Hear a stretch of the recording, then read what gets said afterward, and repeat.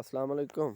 درخت اور آرگینک کھیتی کے تمام ممبران کو میں ہاشم اجمل گوپانگ اچ شریف بہاولپور کی طرف سے سلام۔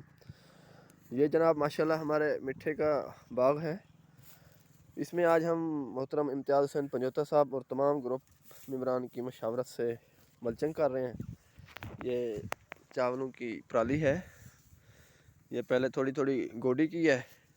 ان کے تنے کے ساتھ مٹی جو ہے نا تقریباً آدھا فٹ اوپر لگائی ہے پودے کے تنے کے ساتھ، اور اوپر سے یہ ملچنگ کر دی ہے۔ کچھ پودوں کی ہو گئی ہے، کچھ کی کر رہے ہیں۔ اسی طرح یہ بھی ہے پودا، یہ تھوڑی مٹی لگائی اور اس کے ساتھ ملچنگ کر دی ہے۔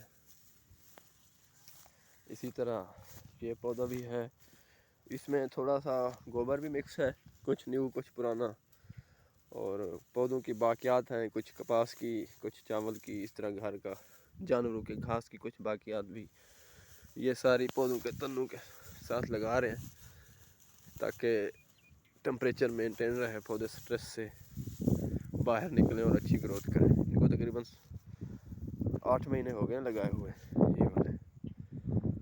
تو باقی تمام دوستوں سے ریکویسٹ ہے کہ مزید جو ہے نا اس پہ دیکھیں اور اچھا مشورہ دیں کہ یہ ٹھیک ہو رہا ہے یا اس سے کچھ بہتر کیا جا سکتا ہے۔